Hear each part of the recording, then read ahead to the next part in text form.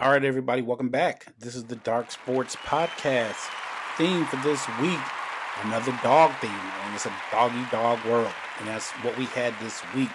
We had three great underdog showings that I want to talk about. I'm going to talk about the first Thursday night football game, Jacksonville Jaguars at New Orleans Saints, Broncos at Colts, Buffalo at New England, San Francisco at the Vikings. And I'm going to wrap it up with my prediction for Thursday night football. So let's start off with the Thursday night football pick. I said that I thought that the Saints were going to win because Jacksonville was coming back from, I think, 2 games in London and that they'd be kind of laggy. I was wrong, but a lot of other people were wrong. So just for the record, on the season, I'm 4-2 on my Thursday night picks. That's 67%. Gotta pat myself on the back there. That game was Thursday. Friday, David Carr was trending, and I can understand why. Just because this guy has so many weapons at his disposal, and he just made so many mistakes in this game. He couldn't connect with Chris Olave. The receiving core overall just didn't produce. They just seemed to be out of sync. And David Carr has been there long enough now to where we need to start thinking, is it the team? Is it him? The receivers were frustrated. Like, yo, what's going on? What made it worse is that David Carr would throw these bad passes and then he'd look off like, oh, what's going on? What happened? I'm like, bro, like, you're the one who's throwing the ball. Like, you should know what happened.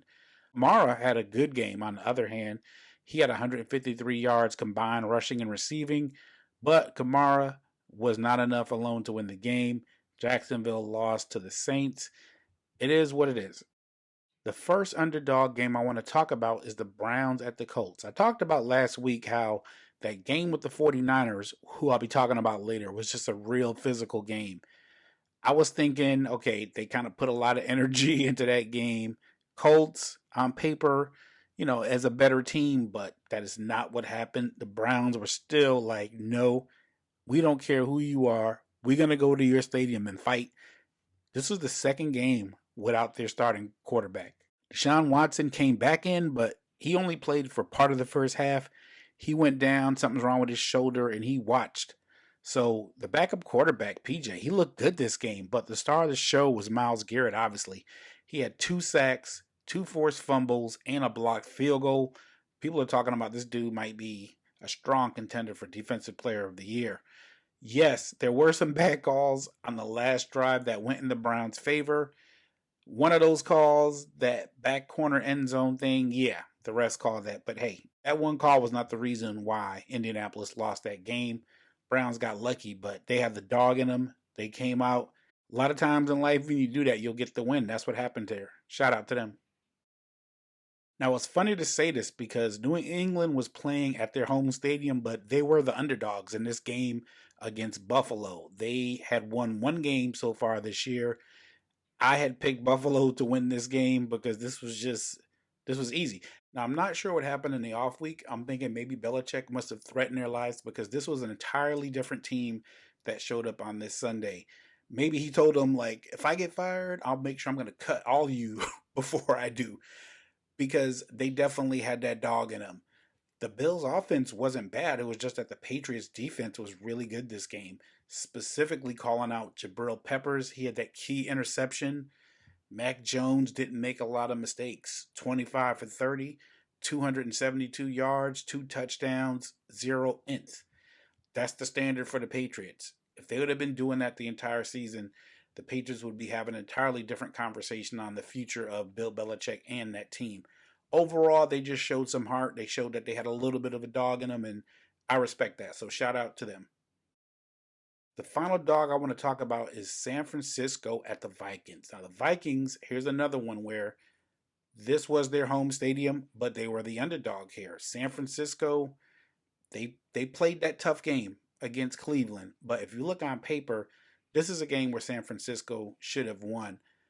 But key thing in this game, there was no Debo. There were some injuries also on the 49ers, and what this game showed us is that if you don't have Debo and McCaffrey together, those are the keys of the offense. It was just off. They weren't able to get enough things going. The 49ers defense allowed 452 yards of offense. They have never allowed that many yards this season. This was the first game where they even allowed a touchdown in the first quarter. So The defense didn't show up this game. Also, you look at the stats. Cousins threw 45 times. He didn't get sacked once.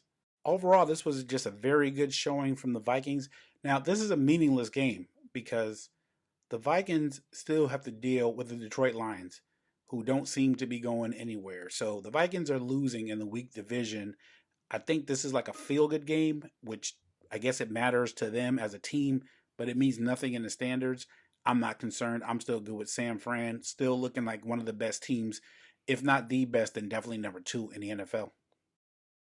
All right, finally, I want to talk about the Thursday night Amazon Prime game coming up. This is the Buffalo Bills and the Tampa Bay Buccaneers. Now, if you would have asked me at the beginning of the season who I would predict in this game, I would probably laugh and say, "Are you nuts, Buffalo? Look at the offense. Look at the firepower there." But as we've seen, Buffalo Bills have been inconsistent this season.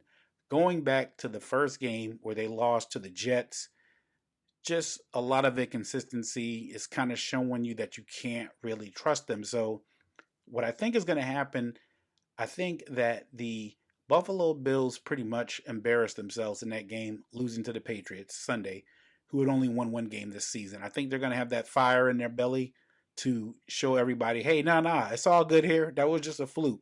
So I think they're going to come out. I think they're going to win. I don't know if they're going to dominate. So I'm going to pick the Buffalo Bills to win that game, but I wouldn't be surprised if it was close. So that's what I saw in the previous week of the NFL. I want to thank everybody for listening to these.